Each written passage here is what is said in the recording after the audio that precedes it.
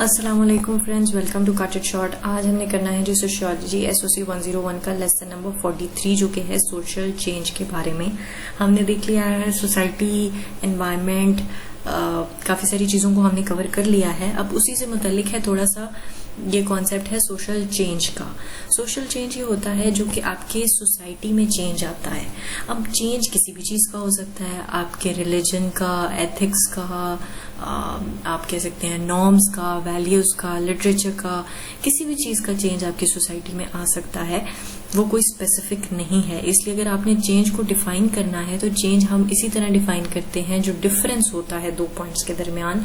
मतलब जो एक पहला पॉइंट होता है और उसके बाद जो दूसरा पॉइंट आता है, उनके दरमियान क्या मुख्तलिफ है, इस चीज को डिफरेंस कहा जाता है। जब हम सोशल चेंज की बात करते हैं तो हम देखते हैं कि सोशल स्ट्रक्चर में, सोशल रिलेशनशिप्स में क्या बदलाव आ रहा है। इनको दो लेवल्स में डिवाइड किया गया है, एक मैक्रो लेवल में और एक माइक्रो लेवल में। मैक्रो लेवल में हम देखते हैं एज अ होल कंट्री के अंदर क्या चेंज आ रहा है। वो बेसिकली आपके डेमोग्राफिक से रिलेटेड होता है कि बच्चे आपके मतलब यंग एज जो है वो 15 तक है जो कि 43% है। ओल्ड एज आपकी 65 अबव है जो 4% लोग हैं। इनमें कितना बदलाव आ रहा है, कितने बढ़ रहे हैं, कितने कम हो रहे हैं, बर्थ रेट कितना है, डेथ रेट कितना है, लोग कितने शहरों में रह रहे हैं, कितने गांव में रह रहे हैं, ये चीजें आपके मैक्रो लेवल में आती हैं। आप जब माइक्रो लेवल में बात करते हैं तो आप छोटी छोटी चीजों को देखते हैं कि मतलब आपकी सोसाइटी में कितने एक नॉर्मल औरत के कितने बच्चे हैं, पेट्रियार्की है या मेट्रियार्की है, मतलब मदर इन कंट्रोल है या फादर इन कंट्रोल है, वुमेन का क्या रोल है, किस एज में शादियां की जा रही हैं, कितनी अथॉरिटी दी जा रही है कपल्स को, कितनी अथॉरिटी दी जा रही है औरतों को। तो ये छोटी छोटी पॉइंट्स पे जब आप बात करते हैं तो वो माइक्रो लेवल में आ जाएगा। जब आप बड़े लेवल्स पर बात करेंगे, कंट्री लेवल पर बात करेंगे, तो वो आपके मैक्रो लेवल में कंसिडर किया जाता है। कल्चरल चेंज क्या होता है जब आपके किसी कल्चर में, लेट्स सपोज कि आपके कल्चर में कोई नया चेंज आ गया है, कोई बहुत बड़ी नई ट्रांसफॉर्मेशन आ गई है। जैसे कि हम कहते हैं कि पहले आप कह सकते हैं कि कैलकुलेटर्स लेट्स सपोज कि यूज किए जाते थे बहुत ज्यादा, अभी भी यूज किए जाते हैं, पर मोस्टली अब कंप्यूटर कैलकुलेटर्स यूज किए जाते हैं। ऑडिट का काम ज्यादा एक्सेल पे हो जाता है, MS एक्सेल जो बन गया है उस पर हो जाता है। तो ये क्या है कि ये एक बहुत बड़ा चेंज आ गया है। पहले क्या होता था और अब क्या होता है। अब उन दोनों में पहले हमारे पास बहुत ज्यादा टाइम कंज्यूम होता था, अब हमारे पास टाइम कम कंज्यूम होता है। पहले बहुत मेहनत लगती थी, पहले बहुत ज्यादा लोग लगते थे, अब ना लोग ज्यादा लगते हैं ना मेहनत ज्यादा लगती है। अब ये क्या है, चेंजेस हैं हमारे सोसाइटी में, ये चेंजेस आ गए हैं।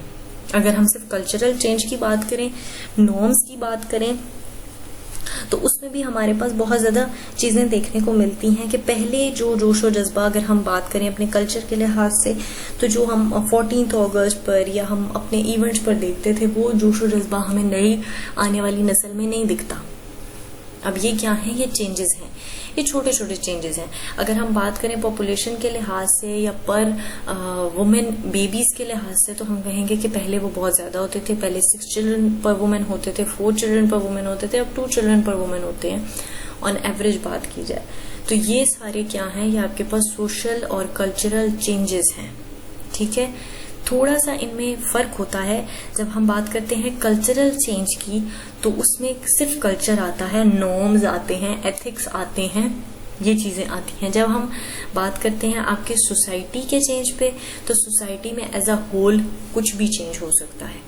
कल्चर में सिर्फ आपके बिलीफ्स, आपके नॉर्म्स, आपके तौर तरीके जो बदलते हैं, वो आपके कल्चर में आ जाते हैं। मतलब ये कि अगर आपने सिर्फ बात करनी है कि कितने बच्चे हैं, कितने पॉपुलेशन है, कितने बड़े हैं, कितने बूढ़े हैं, ये चीजें, या आप बात करें कि फैमिली का साइज क्या है, पेट्रियार्की है, मेट्रियार्की है, इस टाइप की चीजों पे आप बात करते हैं, तो ये आपके सोसाइटी के चेंजेस हैं। कल्चरल चेंजेस में आपके आती हैं छोटे मोटे कल्चर में जो आपके बदलाव आप देखते हैं कि ये हमारा कल्चर है कि हम ईद ऐसे सेलिब्रेट करते हैं, वैसे करते हैं, अब हमारे यहाँ किस तरह सेलिब्रेट होती है। तो ये कल्चरल चेंजेस हैं जो कि हमारे नॉर्म्स के चेंजेस हैं। इनको बेसिकली ये होती ओवरलैप ही हैं आपस में, लेकिन माइनर साइकिल में फर्क है अगर इनको गौर से देखा जाए तो। social changes usually doesn't appear suddenly unless there is some natural catastrophe. It is usually a continuous process. अब हमारा जो social change है वो होता रहता है, वक्त के साथ साथ होता रहता है, कंटिन्यूसली चेंज होता रहता है। अब हम उस पर बहुत, हमें वो वाजिया फर्क हमें काफी अर्से बाद दिखता है। अगर हम बात करें कि हमारी सोसाइटीज पहले कैसी बैकवर्ड होती थी और अब कितनी इम्प्रूव हो गई हैं, पर ये उस टाइम के हवाले से ये बहुत स्लो और स्टेडी प्रोसेस था। तो सबसे पहली चीज, अगर हम सोशल चेंज के हवाले से बात करें तो सोशल चेंज हर वक्त हो रहा होता है, हर समय हो रहा होता है। कभी फास्ट होता है, कभी स्लो होता है, कभी कोई चीज ज्यादा तेजी से काम कर रही होती है, कभी कोई चीज स्लो काम कर रही होती है। इस कॉन्सेप्ट को वीएफ ऑगबर ने कल्चरल लैग कहा है। जब आपके कल्चर में कोई एक चीज तेजी से मूव कर रही होती है, मतलब तेजी से चेंज हो रही होती है, और एक चीज स्लोली चेंज हो रही होती है, मतलब एक चीज लैग बिहाइंड कर रही होती है, तो इसको हम कल्चरल लैग कहते हैं। जब हम इन्हें स्टडी करते हैं तो एज एक टर्म ही स्टडी होता है सोशल या कल्चरल चेंज, तो इतनी उसमें घबराने की बात नहीं है, माइनर सा इसमें एक फर्क है। उसके बाद दूसरी एक चीज देखी जाती है कि सोशल चेंजेस कभी भी प्लान्ड नहीं होते, बहुत कम होता है ऐसा कि जो है वो ये प्लान्ड होते हैं या इंटेंशनल होते हैं। मोस्टली ये अनप्लान्ड होते हैं, ये आहिस्ता आहिस्ता आहिस्ता आप में खुद ही चेंजेस, मतलब अगर किसी साइंटिस्ट को कोई ख्याल आ गया है और उसने उस पर काम करना शुरू किया तो उसको पता भी नहीं होता कि वो इतनी बड़ी कोई चीज इजाद कर देने वाला है या इतना बड़ा कोई वो चेंज ले आएगा, ड्रास्टिक चेंज ले आएगा, तो ये जरूरी नहीं होता। फिर बहुत सारी चीजें ऐसी भी होती हैं कि आप प्लान किसी तरह करते हैं और हो किसी तरह जाती हैं। अब जैसे ऑटोमोबाइल्स प्लान किए गए थे आपके कन्वेंस को इजी बनाने के लिए, पर किसी ने ये नहीं सोचा था कि वो कितना पोल्यूशन कॉज कर देंगे, या किसी ने ये नहीं सोचा था कि एक्सीडेंट्स कितने हो जाएंगे, या कभी किसी ने ये नहीं सोचा था कि वो रॉबरीज में लोग उसको इस्तेमाल करने लग जाएंगे। तो ये सारी चीजें जो है वो अनप्लान्ड होती हैं। फिर सोशल चेंज कंट्रोवर्शियल भी समझा जाता है कि आया सोशल चेंज अच्छा है या सोशल चेंज बुरा है, क्योंकि बाज़-औक़ात कोई चीजों में चेंजेस आते हैं जो कि लोगों को अच्छे लग रहे होते हैं, पर वो कुछ लोगों के लिए अच्छे होते हैं, कुछ लोगों के लिए अच्छे नहीं होते।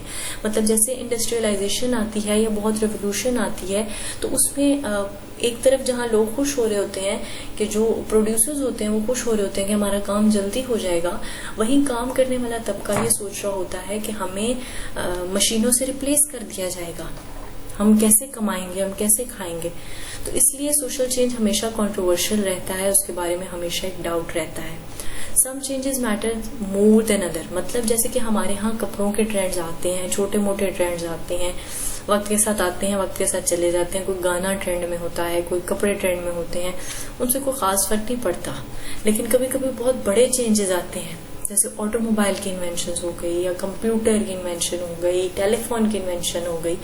ये चीजों ने लाइफ बदल दी है, इन चीजों ने सोचने का नजरिया बदल दिया है। तो कुछ चेंजेस जो हैं वो बहुत ज्यादा मैटर करते हैं, और कुछ चेंजेस जो है वो आपके छोटे मोटे होते हैं, वक्त के साथ आते हैं, वक्त के साथ चले जाते हैं। तो यहाँ पे एक जो बात थी कि आपकी सोशल चेंज और कल्चरल चेंज ये ऑलमोस्ट आपकी मिलती है। जब आपकी सोसाइटी चेंज होती है, आपके नॉर्म्स और कल्चर में ऑटोमेटिकली थोड़ा चेंज आ जाता है। मतलब जैसे कि हमारे जो पहले कल्चर रखने वाले लोग थे वो इतने एजुकेटेड नहीं थे, इतने वास्ट थिंकर्स नहीं थे। आज की जनरेशन ज्यादा वास्ट सोचने वाली है, ज्यादा नए तरीके से दुनिया को देखने वाली है, तो उनके नॉर्म्स में भी तब्दीली आ गई है। तो दे आर इंटरलिंक्ड, इसमें आपने कंफ्यूज नहीं होना। तो आई होप कि आपको ये लेसन समझ आ गया होगा। स्टिल एनी क्वेश्चंस देयर आप कमेंट बॉक्स में पूछ सकते हैं, नहीं तो आप मेरे फेसबुक पेज पर मुझसे कांटेक्ट कर सकते हैं। मिलेंगे नेक्स्ट लेक्चर के साथ। टिल देन टेक केयर, अल्लाह हाफिज।